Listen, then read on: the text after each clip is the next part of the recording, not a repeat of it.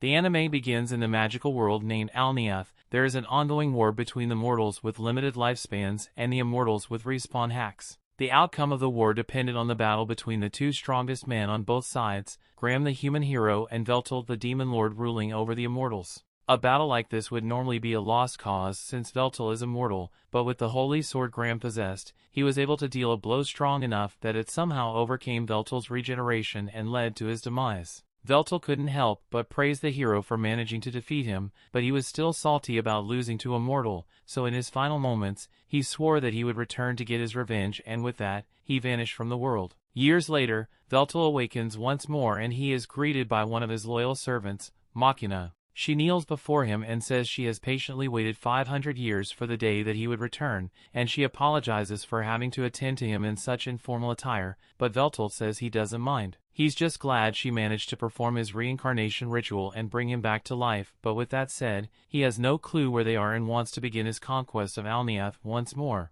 However, about that Machina tells him a lot of stuff happened in the 500 years since his death and Alneath it's gone. Around 80 years ago, Alneath and Earth were caught in major catastrophe, which caused the two worlds to fuse with one another. As a result, 90% of the population was wiped out and national governments ceased to function, so cities began to operate as independent states and a few wars have broken out since then, but things are relatively peaceful now. That's the present state of the world, and given that Earth possessed incredibly advanced technology and Alneath possessed magitech, the fusion of the two worlds led to a lot of rapid advancement. Machina leads him to the surface to show him what the new world looks like, and Veltol is astounded by how far the world has come. But in his astonishment, he forgets to pay attention to his surroundings, so he nearly bumps into a random guy in the street and Machina has to push him out of the way. He apologizes to her for letting himself get distracted, but he can't believe that man so carelessly bumped into her, one of the 6 dark peers. It's almost as if they don't know or care who she is, so Veltol is prepared to instill a new sense of fear into these foolish mortals. He raises his hand to the sky and Machina already knows what he's about to do,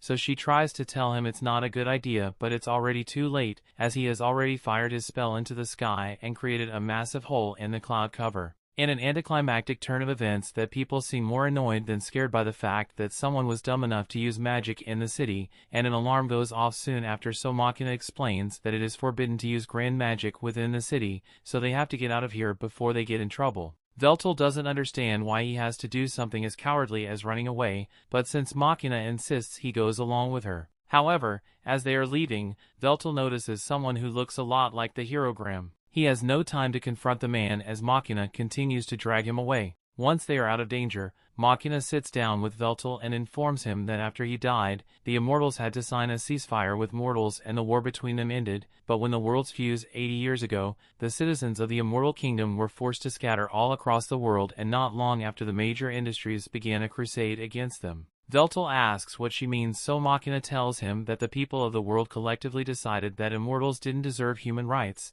so they began relentlessly hunting them. At first it wasn't that bad, but then people developed anti-immortal weaponry, and from that point on immortals were killed on sight to the point of near extinction. It takes a few moments for Veltol to process that his people have been wiped out, but once he comes to terms with it, he asks Machina that she knows what happened to the other 5 dark peers. The whereabouts of May, Silwald and Rasheen are all unknown, but sadly, Xenol was confirmed to be dead. He sacrificed himself and acted as a decoy so Machina can escape from the hunters, and he said he was doing it for the sake of Veltol because aside from Rasheen, Machina was the only other person capable of performing Veltol's reincarnation ritual. Xenol always been a loyal follower of Veltol, so he is grateful to have had such a good subordinate. But there's still one more person Machina hasn't mentioned, so Veltol asks her about Marcus. Machina doesn't really want to talk about Marcus, so tries to change the subject and ask Veltol if he's thirsty. Veltol says he isn't, so Machina has to make up an excuse as to why he needs to drink something and tells him to wait there while she goes to buy one. While she's gone, a VTuber starts streaming on some billboards, and he's wondering what the hell it's supposed to be, but then he notices several lights flowing around the area, and it seems to be caused by this one girl on a roof near the billboards. It's not clear what she's doing at first, but then she flicks her wrist and in an instant all the billboards start playing hub videos. The girl seems pretty pleased with herself, and no one knows she's the one who did it, so she starts walking away, but as she is leaving, Veltol calls out to her and she panics a little because she just got caught. She tries pretending that she's not involved in any way, but Veltol clearly saw her do something with the surrounding ether, and then all of a sudden the screens changed. She can't believe someone was perceptive enough to figure out what she did based on the surrounding ether alone, so she asked Veltol who he is, although she doesn't take him seriously when he says he's the Demon Lord. Veltol explains that he knows she did something to the giant picture screens, but he doesn't understand the principle behind it, so he would love to learn about it from an expert like her. The girl was flattered that he thinks she's an expert on the subject, so she starts talking about how this was just some basic hacking, and by comparison,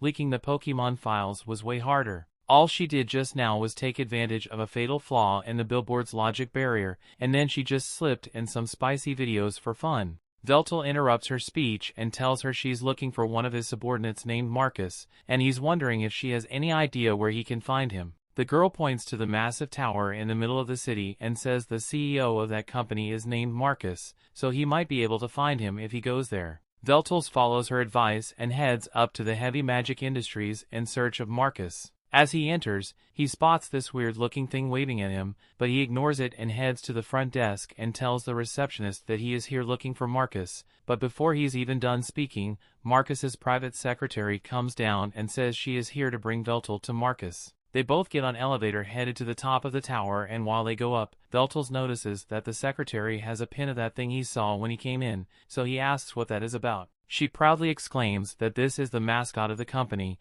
and they plan to create a brand around it in the near future. Eventually, Veltol arrives at the top of the tower where he finds Marcus sitting atop his throne. Marcus says it has been a long time since he last saw Veltol, but Veltol finds it disrespectful that Marcus is remaining sit while in the presence of his king. Marcus ignores him and asks what business he has here, so Veltol says he wants Marcus to help him rebuild the Immortal Kingdom. Marcus laughs in his face for a solid minute before telling him that he won't be doing that in a mocking tone. Veltol feels insulted, so he prepares to teach Marcus a painful lesson and respect. However, before he can cast his spell, Marcus's assistant strikes at him with a blade, so he is forced to dodge out of the way. He is shocked that she is capable of using armament forging magic, but before she attacks again, Marcus tells her to stand down. He then turns to Veltol and tells him he has become weak because in his prime he would never have felt threatened by magic of that scale. How exactly doesn't he intend to take over the world if a single human is able to give him so much trouble? Marcus refuses to serve a king who is so pitiful, so he tells Veltol to get out of his sight before he forces him. Veltol is enraged and begins casting his spell to take Marcus down, but before he can finish, Marcus has already cast a spell breaker and Veltol is left in shock because Marcus was never gifted enough to outclass him in spell casting. Marcus has been waiting for this moment for years, so he takes great pleasure in telling Veltol that his strength is a relative of the past. He reveals the implant in the back of his neck, but Veltol doesn't know what that thing is, so Marcus pulls up an instructional video explaining everything about it. The device is called a familia, and while using magic normally requires a 5-step process: initialization, construction, expansion, incantation, and proclamation. This device allows people to skip 3 steps, so now anyone, and I mean anyone, can use magic at high levels, and in case Veltol is getting any ideas about implanting a familia of his own, Marcus specifically designed it to be incompatible with higher beings like Veltol. That means he can never use a familia, and while his natural spellcasting speed is superhuman compared to AI spellcasting, he might as well be sending his spells by mail. Veltol asks why Marcus is doing all of this, so Marcus reveals that he had never liked Veltol from the very day they met. He was tyrannical, arrogant, and worst of all, he had the skills to warn his arrogance, so Marcus could never oppose him back then, but that all changes now. He tells Veltol that it's about time for him to leave, so he begins launching several blood swords at him, and Veltol isn't able to dodge all of them, so he ends up getting stabbed several times and launched out of the window. Marcus has always wanted to do that, and now that he has finally triumphed over Veltol, he declares that he is the new Demon Lord. But all that aside, his secretary really wants to discuss the promotional ideas she has for the company mascot, so Marcus tells her to submit her ideas at the next planning meeting. Meanwhile, Veltol has crash-landed back into the city and his regeneration is far slower than it used to be, so he is having a hard time recovering from his injury. He tries to walk out into the street, but he accidentally bumps into someone, and as a result he gets into a fight that he immediately loses. Now look at him, laid out in a pile of trash and wondering why he keeps losing to mortals that he lost to the herogram until Machina eventually finds him. Machina gets him onto a train and begins apologizing for hesitating to inform him of Marcus's betrayal, and because of her hesitation he ended up being disgraced so badly. He tells her there's no need to apologize because even if she had told him, he would have still wanted to confirm it for himself. Once the train comes to a stop, Machina leaves Veltol to the apartment building she lives in and tells him this is her home. Veltol thinks she means the entire building belongs to her, but Machina leads him into her small room and explains that this is where she really lives. Veltol thinks she's joking at first, but Machina is dead serious because this is all she can afford with her salary. Veltol realizes she has been living like this all this time while waiting for his return, so he pulls her close and thanks her because he will never forget the loyalty she has shown him. The story continues. We see centuries ago Machina was being persecuted by the people of her time because after they found out that she was immortal, they naturally blamed her for all their problems and decided that the best course of action would be to throw her into a volcano. However, before Machina could hit the lava, Veltol appeared out of nowhere to save her. This was their first time meeting, and the only reason Veltol came was because he heard there was another immortal like him in the area, and after seeing Machina for the first time he was not disappointed. He extended an offer to her to devote her body and soul to him, and from that day forward, Machina has remained loyal to Veltol. She soon wakes up to her alarm, and before Veltol wakes up, she heads to the kitchen to make breakfast. While waiting for the soup to boil, she calls on her virtual assistant, Eliclate, and a miniature version of herself appears in her field of view. It gives her a breakdown of the date, time, and current weather conditions. Machina asks Select how she's doing, so Elec runs a full diagnostic check on her systems and reports that everything is in perfect working order, which is good, but that's now exactly what Machina was asking. Machina finishes up with breakfast, and once she's done, she goes to wake Veltol up and serves him the food. He's never seen food like this before, but just by its smell, he can tell that it is going to taste great. He picks up the chopsticks to try it, and sure enough he loves the food Machina made for him, and hearing that makes her extremely happy. Once he has done eating, Veltol asks if Machina knows of the location of any other immortals, and she does know the few other immortals who managed to escape the immortal hunts. But recently, immortals have been going missing, and Machina has even lost contact with two of her close aides, Ornard and Pomlock. She hopes they just went into hiding, but with no way of contacting them she can't be sure. Veltol asks if immortal hunts still happen, but she answers that the hunts actually ended decades ago. The hunts were started by Marcus to secure his position at the top, and now that he has all the power, he has no reason to continue. The resentment people head towards immortals has also dwindled over the years, so it's not particularly dangerous to be seen outside. After Machina's aides went missing, she went to their apartment to check up on them, and the place was a mess, so she assumes the fight happened, but the only clues she could find was this note with the words Immortal Furnace written on it. As Veltol reads the message, he reaches for his cup of tea, but sudden sharp pain causes him to flinch, so he spills it everywhere. It seems that he still hasn't fully healed from the injuries he sustained yesterday, and it's not just his regeneration that got weaker. Everything about him is weaker than it used to be. Even that spellcaster when he first arrived would have had a much greater effect if Veltol were at full power, and Machina attributes this to the fact that the faith Veltol used as power during his prime no longer exists. As of now, he's only spoken of in history books. Without recognition, Veltol's powers will never truly return to him, but he thinks that should be easy enough to solve. He just has to make himself known once more. With that said, he tells Machina that he wants to head out and explore the surrounding area since sitting around all day would be bad for him, so Machina suggests that the two of them should go shopping. Out in the city, the first thing they should do is get Veltol a set of good street clothes, so they walk into a store and Machina asks him to step on the platform so the machine can take a 3D scan of his body. She apologizes for being limited to cheap store clothes due to her budget, but Veltol tells her he doesn't mind since his natural beauty would look good in any attire. After taking his measurements, she asks if Veltol has any preferences, but he doesn't know much about the style of the current era, so he leaves the choice up to Machina. Machina decides to ask Elec to make the most optimal choice for Veltol, taking into account budget and practicality, so after a bit of processing Elec settles on a tracksuit. Machina doesn't think a tracksuit would be a good idea, but once Veltol sees it, he absolutely loves the way it looks, and he is even more intrigued by the design on the back. So, Machina explains it's an old language used by the people who used to live on this land, and the symbols on the jacket spell out Demon Lord. Since Veltol seems to like it, she takes the tracksuit for him and walks out of the store, but before she leaves he gets her attention because they haven't paid for it yet. However, Machina explains that all transactions are performed automatically. After that they have some food in fast food joint, and while they are sitting together, Veltol asks Machina what it's like to have a familia installed. Marcus's betrayal aside, the familia is without a doubt a revolutionary device, so he is curious about it. Machina explains that it is really convenient since it not only allows for easier use of magic, but it can also be used to gather information, go shopping, or even communicates. Before familias were mainstream, people had smartphones to do these things, but it was really inconvenient to have to hold it. Veltol asked her to let him see it, so he turns her around and begins touching it. Machina is a little startled at first, but she's actually really enjoying this so much so that her familia has to warn her that her heart rate just spiked. Once he is done inspecting it, Veltol asks her if it isn't uncomfortable having the familia installed in the nape of her neck, and while it felt strange at first, she got used to it once it became illegal for companies to stream ads straight into people's heads. It's difficult to live daily life without one of these, but at the same time,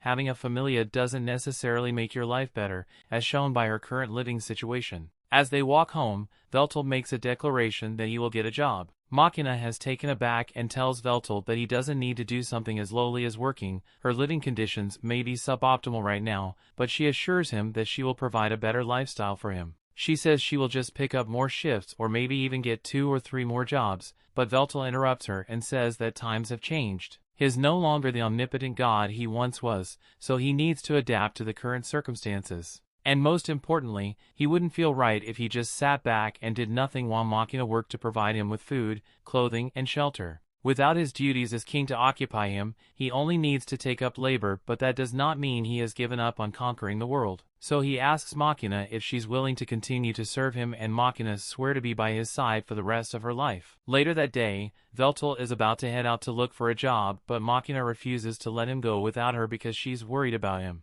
Veltol tells her she can't come since she has her own job to worry about, but Machina says she can just call off for the day so she can go with him. Veltol refuses to let her do that, so he reminds her that in the unlikely event that he fails to find a job, he would have to rely on her income, so she can't just skip out on her job. Machina agrees to let him go on his own, but for safety, she hands Veltol a device that comes with a little money in case of emergencies. It also has a tracker, so if there's any trouble, Veltol can use this to contact her and she will race over as soon as possible. He realizes that she is worried about him, but the extent she is going to just makes him feel like a child. Still, even though he said he wanted to go by himself, he doesn't have a clue what kinds of jobs are available or how to get one. He's also starting to get hungry, so he can't afford to be picky about it, unless he wants to end up begging on the street. He gets up and yells out that he has no money and is looking for a job, but as he is yelling, one guy comes up to him and tells him to stop. He says if Veltol wants work, he should go to the commercial guild with his citizen ID, but Veltol has never heard of a citizen ID, so the guy assumes he must be an immigrant. Since it's clear that Veltol doesn't know anything about the city, the man informs him that this is his turf, so Veltol can't be doing stuff like this out here. Veltol hadn't realized he was encroaching on someone else's territory, so he apologizes and turns to leave, but before he does, the man hands him an application form and tells him to take it to the commercial guild so he can apply for a job there. They won't guarantee that he gets anything, but it's better than having nothing. Also, he warns Veltol not to get involved with any companies under the IHI company, especially construction-related, because they are incredibly exploitative and laugh in the face of safety regulations. Veltol takes the man's advice and thanks him for the help, so he heads to the commercial guild in search of employment. However, once he gets there, the interviewer isn't too enthusiastic about employing him. On his application, Veltol wrote down wide-scale annihilation magic as one of his special skills, and he also wrote down dungeon creation and experience leading a nation 500 years ago, so the interviewer calmly puts down his application and tells Veltol that there are no positions available for him. Besides, since Veltol doesn't have a familia, he isn't eligible for hire anyway. After Veltol returns home, he's feeling really depressed about not getting a job, so he lays on Machina's lap and asks her if he is really incapable of doing anything in this world, but she assures him that he is still superior to everyone else. So she tells him he should just let her do the work and from now on. However, Veltol refuses to sit idle, so he asks Machina if there's anyone she can contact for assistance, and now that she thinks about it, there is someone she can call. Veltol is surprised that Machina actually has a friend in this era, but Machina wouldn't exactly call the person a friend. They do go shopping together, eat, play and sleep over sometimes, but that's about it. Veltol is confused because they sound exactly like a friend to him, but Machina still refuses to acknowledge it. A little while later, they meet Machina's friend in a nearby cafe, and it turns out to be a hacker girl Veltol had met yesterday. She introduces herself properly to Veltol and says her name is Takahashi, but even though Machina had mentioned how the great demon lord would one day be revived, she never actually thought she would be able to meet him in the flesh.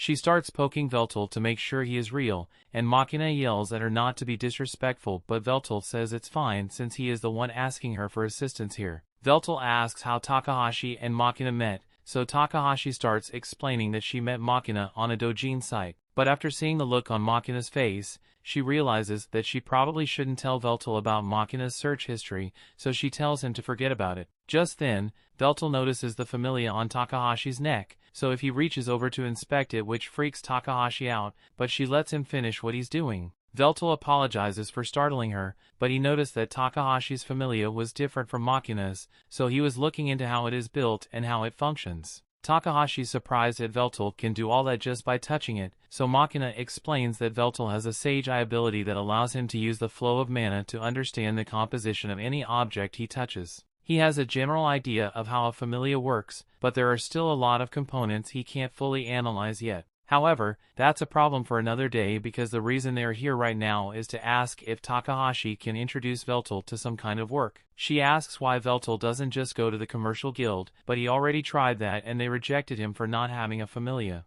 and drew a certain CDO's vendetta against him. Veltol can't have a familia installed, so they were hoping Takahashi would have some ideas. Takahashi thinks about it for a second, and Veltol is a young-looking 500-year-old demon lord with a great voice, handsome face, and no familia. Yeah, there's only one clear option available, so it has been decided that Veltol will become a streamer. The story continues. We see Takahashi explain that streamers post videos of themselves doing stuff online, for which they receive money from ad revenue or donations. She even has some leftover equipment from when she used to stream, although it will be a little outdated, but if he becomes popular, he can just buy new equipment for himself. Machina says she's firmly against the idea of Veltol becoming a streamer, because the job is extremely unstable and risky. She thinks it would be much better if he got a reliable job like flipping burgers, but Takahashi thinks this could be a great opportunity for him. Veltol has a great voice, great looks, and incredible aura, so he fits all the markers for becoming a star, and when she puts it like that, Machina can't deny that Veltol is charming, but she still isn't sure this is a good idea. There are some games he wouldn't be able to play without a familia, but he could always just stick to the games that still use physical controls, and most people don't even watch because of the game anymore, they just be watching to see Veltol do stuff. Machina asks him what he thinks about all this, and given the fact that he doesn't have many options available to him, he agrees to go along with Takahashi's idea. Later that day, Machina was taking a bath while Veltol did some research about this world's internet, and it doesn't take him long to figure out how it works. It allows people to spread information faster than anything he has ever seen, but as a result of all this access, people either resort to watching cat videos or doing degenerate shit online. He believes it should be easy enough for him to sway public opinion in his favor with this, but all of a sudden Machina finishes her bath and walks out completely naked. Once she realizes what just happened, she gets dressed and apologizes to Veltol for being so inconsiderate. She has lived alone for so long that it became a habit, but Veltol tells her that there's nothing to be sorry about because he actually thought her body was quite beautiful, although he still thinks his own body is better. A couple hours later, Takahashi arrived at Machina's house with all her old equipment so she can help Veltol set it up. And once it's done, she hands him the controller so he can try out some games. She tries explaining the controls to him, but Veltol tells her there's no need since he already knows exactly how it works. Something like this is much easier to analyze than a familia,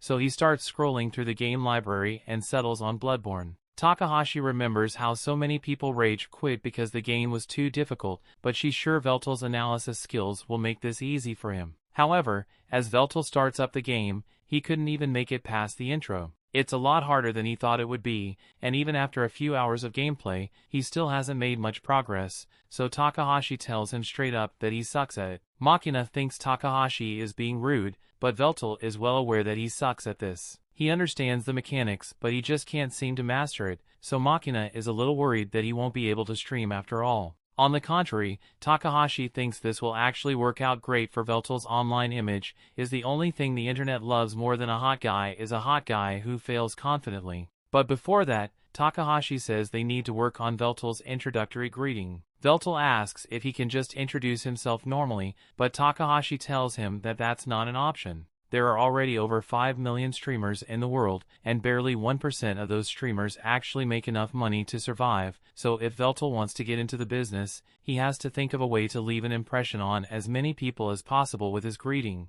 Takahashi seems to think that greeting is a really big deal, so Veltol asks Machina if she has any ideas on what he could use as a greeting. Machina thinks about it for a second and she thinks it would be best if he just adapted one of his word and declarations and used that. It also gives it a try, and the declaration is basically him telling the foolish mortals that they should be honored to be in his presence, and it's dramatic, so Takahashi thinks it's a good start, but it still isn't very attention-grabbing, so they will have to think of something to add to it. In the meantime, Takahashi says she will give Veltol a crash course on everything he needs to know about streaming. Basically, he's going to need to stream every day, even if no one is watching, and no matter what he does, he has to avoid talking about any erotic or racist stuff, because that would get him banned quicker than as mingled. Most important of all, while Veltol is streaming, Machina has to make sure she never gets caught on camera, because they can't have people thinking she's his girlfriend. As a friend gesture, Takahashi asked one of her friends to help promote his stream, but he owes her a favor after this.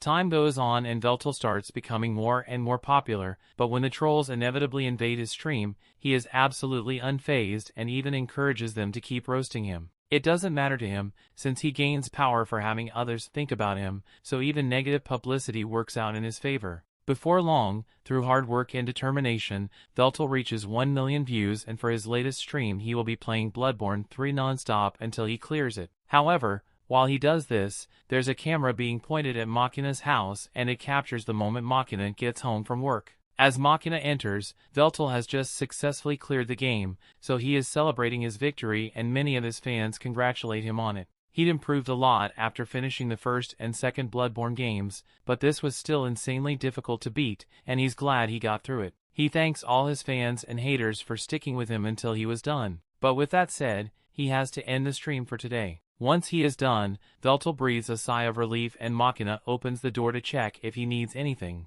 Veltol says he's fine and he's going to head out because he has a package he wants to pick up. Machina offers to go pick up his package for him instead, but Veltol has been looking for an excuse to move around for a while, so Machina says she will have dinner ready for him by the time he gets back. He heads out into the city, and as he walks through the slums, he talks about how distorted and trained the social structures are in this city. However, as he continues to walk, he is shocked to come across a familiar face, sitting on the side of the road, Hero Graham. Back in the day, Graham was a kind brother and was taking care of his little sister Melina, who's fallen ill. He comforted her and said he would head out to gather some medicinal herbs to help her recover, but as he was about to leave, his father called out to him and handed him a sword. He had heard that there were monsters active in the forest, so he wants Graham to take the sword so he can protect himself. He runs into anything dangerous. His mother is also worried about his safety, so she says a small prayer for him before he leaves, and Graham thanks both of them for their consideration. He went out into the forest that day and the herb gathering went smoothly,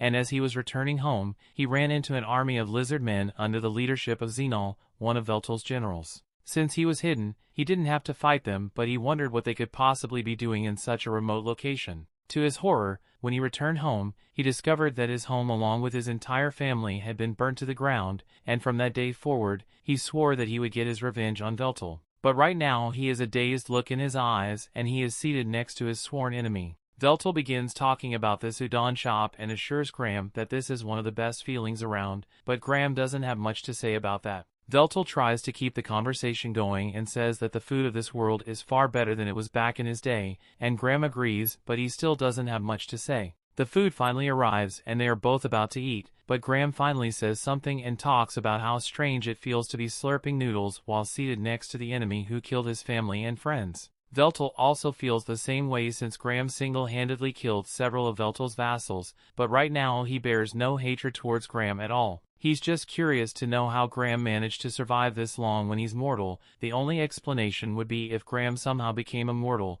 but that would go against his entire ideology of making the most out of the limited lifespan. Graham explains that he didn't give up his mortality, rather as a reward for defeating Veltol, the goddess Meldia gifted him with the blessing of eternal youth, and while that blessing has allowed him to live this long, it doesn't make him immortal. Veltol comments that goddess Meldia must have been quite fond of him, so he can imagine her granting him such a blessing. After Graham ended the war with the immortals began starting wars among themselves again, so he was ordered to go out to the battlefield and slay the same mortals he had once fought to save. And even after the civil war had ended, the people turned their hatred towards Graham for some reason. Veltol believes an outcome like that was inevitable, since people naturally fear individuals with great power. Graham was exiled from the kingdom, so he was forced to wander for centuries until Fantasion happened and the world became fused. Since then, he has killed so many mortals and immortals that he believes there is no place for him left in this world as a hero. He asks to Veltol why he sought to rule the world in the first place,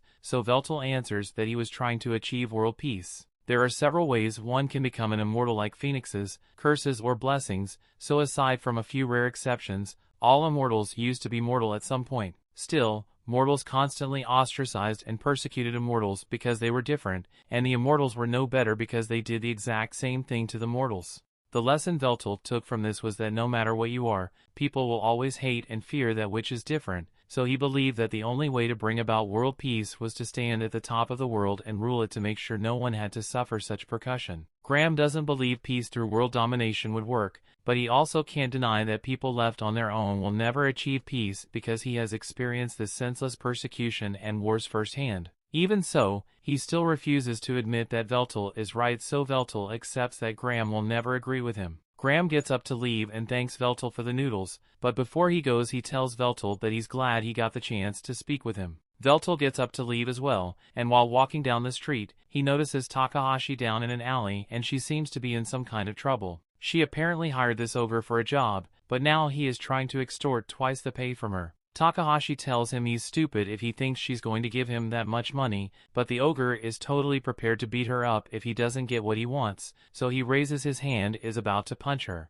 However, Veltol grabs his arm and tells him to leave Takahashi alone. He's feeling generous today, so he is willing to overlook the ogre's disrespect, but the ogre recognizes Veltol as the guy he beat up a while ago, so he isn't scared of him. He says he's going to kill Veltol this time, so Takahashi tries telling Veltol to run before he gets hurt, but Veltol says it's fine since he's been meaning to test out how much power he has regained from his 1 million subscribers. As the ogre tries to punch him, Veltol stretches out his hand and catches the punch, but then the ogre activates wind magic and completely shatters Veltol's arm. However, with his powers partially restored, Veltol is able to regenerate his arm instantly and flicks the ogre into a pile of trash. The guy's out cold and Veltol is honestly disappointed since he was expecting more of a fight. Takahashi comes up to him and asks if he is alright and Veltol says he's perfectly fine, but he wants to know who that guy was and why he was attacking her. Takahashi explains that he was supposed to be her bodyguard for a big job today, but all of a sudden,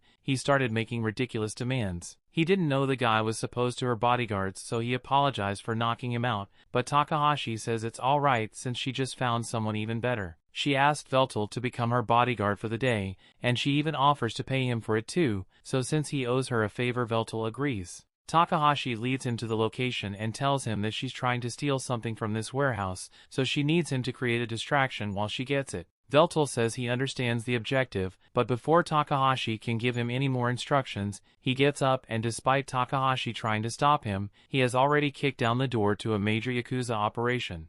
The story continues. We see Veltol doesn't really know where he's supposed to be doing here, so he asks Takahashi over the comms if the cube in the table is the target. Takahashi tells him it is, but she's also confused as to how he's communicating with her since he doesn't have a familia. Veltol proudly states that he just copied the communication ether at the familia producers, so can reproduce the feature of magic. Anyway, since there aren't that many enemies here, Veltol says he will subdue them and claim the cube for Takahashi, but before he does anything she asks him to make sure he doesn't kill anyone. Veltol agrees to hold back, so before the fight begins, he announces himself using his stream greeting. However, none of the Yakuza members have seen his stream, so it just makes things really awkward. If there are still people who don't recognize him, Veltol is going to have to work a lot harder to make his name known, but for now his 1 million subscribers worth of power should be more than enough to take these guys down. The Yakuza are still confused about what's going on, but they assume Veltol must just be some crazy guy, so one of them pulls out a magic gun and fires in the end. However, Veltol isn't fazed by this and uses strengthening magic on himself so he can deflect the bullets.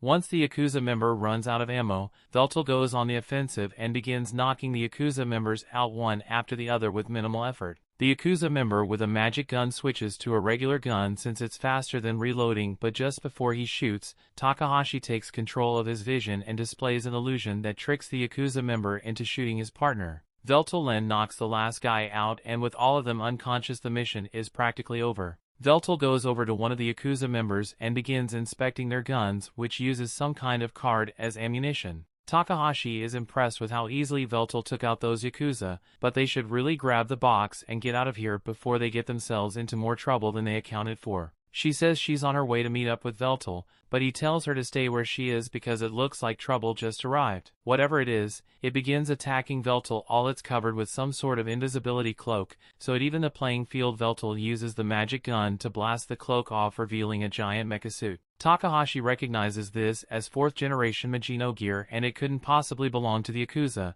because these things are far too expensive for them to own. This is the first time Veltol has ever seen something like this before, and he's eager to test his strength against it, so he begins by firing the magic gun at it. Predictably, the magic gun does absolutely nothing against the giant mech, but the assailant decides to follow Veltol's lead and pulls out a magic gun of his own, but is a lot more powerful. He tries to shoot Veltol, but Veltol is too quick for him and manages to sneak into a blind spot above the mech. By the time the assailant finally locates and locks onto him, Veltol is already in position and fires a powerful blast of straight at the mech. At full power, he could have easily one-shot the mech, but while Veltol's blast was certainly strong and his current power level, he knows there was nowhere near strong enough to defeat a foe like the mech. Although that doesn't mean he can't win this fight, because if blasts don't work, he will just have to go for close combat, so he summoned the sword. The mech matches Veltol and converts its gun into a sword, so the two charge at each other and clash in a magnificent display of strength and animation budget.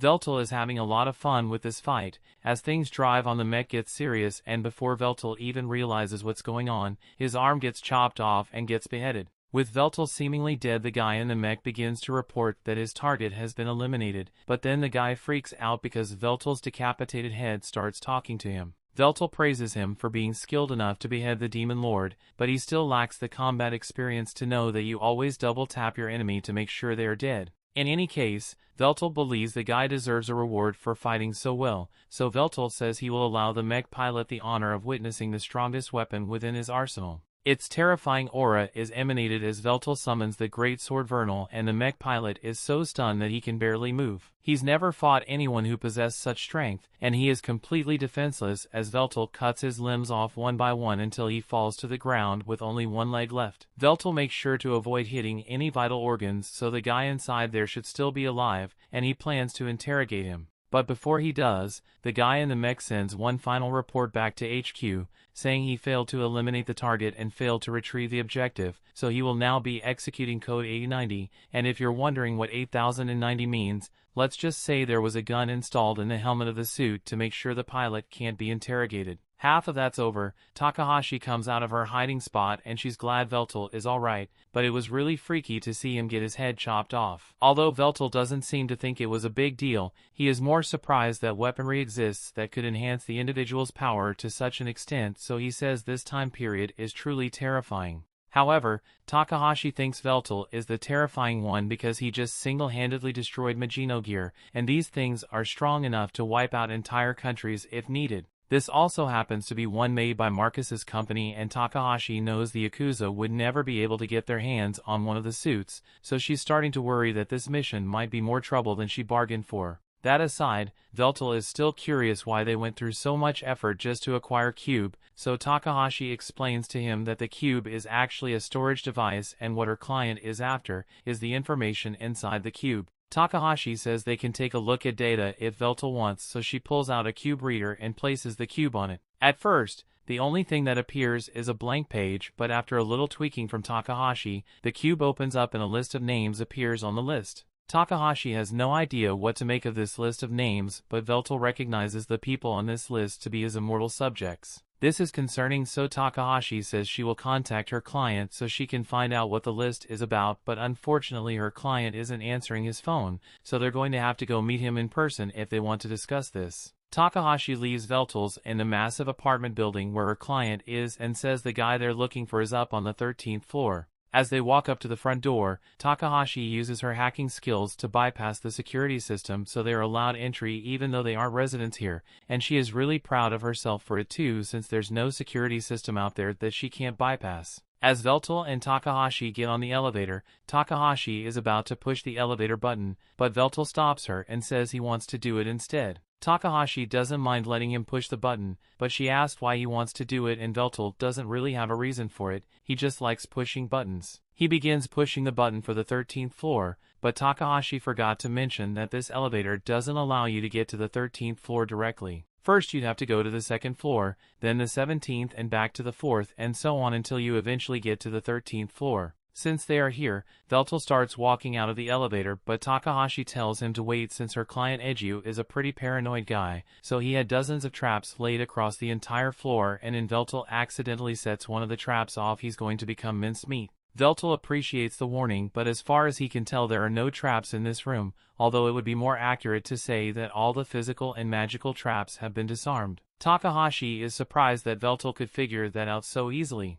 The part of his duties as Demon Lord included building and maintaining dungeons, so discerning the land of traps is the trivial matter for him. They continue walking until they finally get to Eiju's front door and Takahashi rings the bell but surprisingly, he doesn't answer. Takahashi can understand him ignoring phone calls but he usually always answers his front door. However, upon closer inspection, Veltol realizes that the door isn't even locked in the first place. This raises a red flag for Takahashi since Eiju would never do something as careless as leave his front door unlocked. Veltol suggests they should proceed with caution since they don't know what they will find in there, so Takahashi leads the way and heads towards Eiju's workroom. There she finds Eiju in his chair, but when she gets a little closer to him, she discovers that he's drenched in blood and completely lifeless. Takahashi freaks out at first, but Veltol calms her down and goes over to inspect the body. He remembers seeing this guy's face somewhere before, although he was wearing a bunch of trash at the time. Takahashi says that sounds like something Eiju would do since he had often dressed as a hobo whenever he went out to gather information. There's an obvious stab wound in Eiju's chest and another one in his neck, but judging from the state of the blood around him, Veltol assumes it has only been a few days since Eiju was killed. A man like Eiju may have had many enemies, but the way he was murdered was too efficient for it to have been done out of hatred. It is way more likely that a hitman was hired to take Eiju out, especially since the killer went through the effort of destroying Eiju's familia. Someone must be trying to cover up whatever information Eiju had. It probably had something to do with the job Takahashi accepted from him, but it's not like they can get any information from him now that he's dead. Takahashi thinks for a second, and being searching around Eiju's room because its seasoned information broker/hacker would definitely hide some sort of offline storage devices nearby for extra data security. After searching for a bit, she discovers a laptop and a hidden desk drawer, and this looks like it might have the answers they are looking for, but when she turns it on, she finds all the files in a corrupted mess. It may look that way, but Veltol notices that the files are all arranged in a very specific order, so Takahashi is able to compile until she uncovers a video. Eiju made this video in case he was killed before he could complete his investigation, and he didn't know who would end up watching it, but he wanted to make sure at least one person knew the truth because the prosperity of this city was built upon terrifying evil. All the power in the city relies on the ether reactor in the center of the city, but with the enormous scale of the city, the reactor would need at least 10 men on ley lines to draw power from in order to meet the energy demands. However, there are only 2 ley lines in this area as the reactor never seems to run out of energy, so it stands to reason that the reactor is drawing power from another source, and this secondary power source is called the Immortal Furnace Project. Essentially, the furnace burns the souls of immortals like firewood and converts the resulting energy into a ether for the city, and since immortals are higher beings, a single immortal soul produces a lot of energy, way more than the souls of thousands of mortals would ever be able to generate. The data Eiju found show that Marcus's company employed desperate homeless people as construction workers from the Immortal Furnace, but once construction was done, all the workers suddenly disappeared and Eiju believes they were all killed so they could be fed to the furnace as well. One of the first immortals to be fed to the furnace was one of Veltol's close subordinates, Xenol, and this greatly angers Veltol. The whole immortal hunt was esteemed by Marcus to turn the world against immortals so people would accept their execution, and he could burn immortal souls in the furnace, although the public was never made aware that this was how he killed them. Recently Marcus made a deal to buy information about some immortals from the Yakuza, and that probably means he's running low on immortal souls to burn, so he's looking for new victims. If the furnace runs out of immortal fuel and the heart of the city would cease to exist as people know it. But even so, Eiji thinks it's wrong and that innocent immortals are being sacrificed to power the city. After the video ends, Takahashi is enraged by the revelation that immortals are being treated so badly, but there's not much she can do about it since even if she were to try and publicize this information, it is likely she would just end up dead just like Eiji over here. Veltol tells her that this is a problem for immortals, and as the king of immortals it is his duty to do something about it so she doesn't need to burn herself with this. For now they decide to inform city officials of Eiji's death so he can receive a proper burial, and as they leave, Veltol tries to contact Machina so he can inform her of the immortal furnace. But to his horror, she isn't responding to his calls. Something must have happened to her. While Veltol was busy on his errand, Machina looked in the fridge to see what she could make for dinner by the time he got back, but it was still the same stuff in there as last time. On the bright side, Elec tells her she should be able to make some good curry with the ingredients she's got on hand. Just then, the doorbell rings so she gets up to go answer it, but to her utter disgust and disappointment, it turns out to be Marcus. After what Marcus has done, the only appropriate response is violence on sight, so Machina hits him with a massive burst of fire. Marcus is engulfed in flames and sent flying backwards, but he is just as immortal as she is, so a little fire isn't going to be enough to end him. Machina completely transforms and steps out of the house to face him because she already knows he's up to no good. Before the fight begins, Machina disconnects her familia from the network so Marcus won't be able to access it, and after that the two of them begin launching magic weapon attacks at each other. It looks like it's been fairly even so far, but then while Marcus is distracted, Machina gets enclosed and grabs onto one of his arms, causing it to explode and come off entirely. She managed to catch Marcus off guard with that one, but few seconds later, he has already regenerated his arm. He then casts a bloody sword rain area attack and causes a massive explosion of his own. But thanks to the shield Machina put up, she was completely unharmed. However, she can't say the same for the house since she doesn't have fire insurance. Just then, Marcus's secretary leaps out of the smoke and tries to finish Machina off with a sneak attack. But Machina is too quick for her, so the only thing the secretary slashes is an illusion. Machina had expected Marcus to be too cowardly to come alone, so she prepares a spell to burn the secretary to ash. However,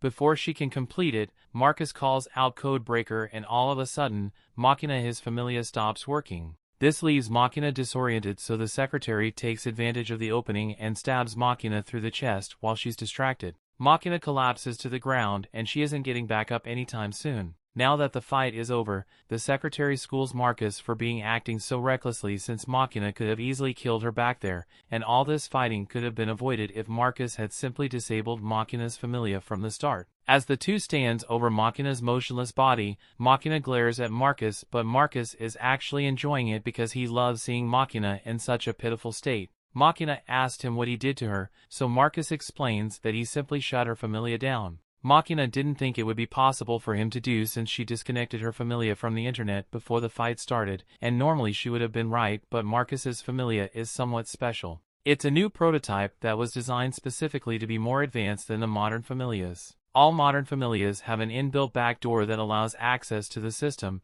and as the director of IHMI he has admin access to every familia in the city, so he can forcibly shut any familia down if he chooses to. That means that no one can defeat him since he can shut down all familia users and he would outclass all non-familia users in casting speed. And if no one is capable of defeating him, then that means he is the strongest in the world. That may be true, but Machina doesn't understand why Marcus is so obsessed with being the strongest since he has nothing to gain from it. But Marcus has his reasons. He wants to become the new demon lord and he doesn't intend to achieve that status through brute force like Veltol did. In this era, all you need is information and technology, so if you control those, then you control the world. However, controlling the world from behind the scenes would be too boring for someone like him, so he intends to absolutely dominate the world, far more than Veltol ever managed to dominate during his prime. Just then, the secretary reminds Marcus that they didn't schedule any time for a monologue, so they are running late on his next appointment. Marcus decides to wrap things up here quickly, so it's time for Machina to become fuel for the immortal furnace. By the time the Veltol and Takahashi return home, they find the entire place destroyed with no traces of Machina whatsoever. The only thing left is a scorched game controller and Veltol is absolutely devastated because Machina is the person he cared for the most in this world. He is completely zoned out in grief, so Takahashi asked him if he's alright and Veltol snaps back to reality. They aren't going to solve anything by standing around, so Veltol asks if there's any information about what happened here. According to the social media reports, people are speculating that some sort of explosion took place, but the details are pretty hazy, so there's no way of knowing how much of it is actually true. Veltol wishes there was some way for him to at least figure out where Machina is right now. Since they are unable to contact her directly, Takahashi looks for another way to locate Machina, and it's going to involve the drones. Since this place is a slum, there aren't a lot of security drones passing throughout, but there are a lot of delivery drones though. And those drones have cameras on them, so all she needs to do is hack into their systems and take a look at the video data. Within a few moments, Takahashi gains access to the drone systems, and from the video feed, they can see the battle that took place here, and that Marcus was the one behind it. They can't tell what Marcus was saying, but after defeating Machina, he and his secretary took her and drove to a restricted section of the city reactor. And that can only mean that he intends to burn Machina's soul to power the city. Veltol thanks Takahashi for the valuable information and starts walking in the direction of the reactor, but Takahashi tells him to wait and think this through. She understands why you want to rush in there save Machina before it's too late, but that reactor is the most secure location in the entire city, and has dozens of Magino gears patrolling the area, so Veltol won't be able to handle it on his own. And while Takahashi can certainly help him get there, she isn't much of a fighter, so he would need to find someone who's strong enough to help him, but Veltol doesn't have many remain allies in this era. Although there is one person can think of who might be perfect for this rescue operation. Veltol later goes to meet with Graham, and at first Graham wants nothing to do with him, but when he sees the proud Veltol kneel before him asks for help, he decides to at least hear him out. Veltol explains everything he has learned about the city's ether reactor, and Graham had always suspected that something wrong was going on there, but now that he knows the truth, he's absolutely appalled by the despicable nature of the project. Veltol pleads with Graham to assist him in storming the reactor because he knows he cannot save Machina as he is right now, but Graham seems more annoyed than sympathetic. Veltol's subordinates killed Graham's family. Veltol himself waged dozens of wars and killed millions of people, and now he's bowing his head to his sworn enemy just to save the life of one immortal woman. He finds this to be utterly shameless. Graham does not like the fact that this city is built upon the deaths of innocent people, but at the same time that reactor is the heart of the city, so if he were to agree to help Veltol destroy it, then the entire city would be plunged into darkness, and the lives of millions of people would be ruined. He asks if Veltol is planning to destroy the lives of everyone just to save one person, but Veltol laughs at the idea of such a short-sighted plan. He's no fool, so he has obviously thought about the consequences of his actions, and that's why he intends to both save Machina and fix the problems of the city. However, right now he does not possess the power or support necessary to do so. So he has no choice but to humbly ask his former enemy for help, and the confidence behind Veltol's words convinces Graham to get up and act as a hero once more.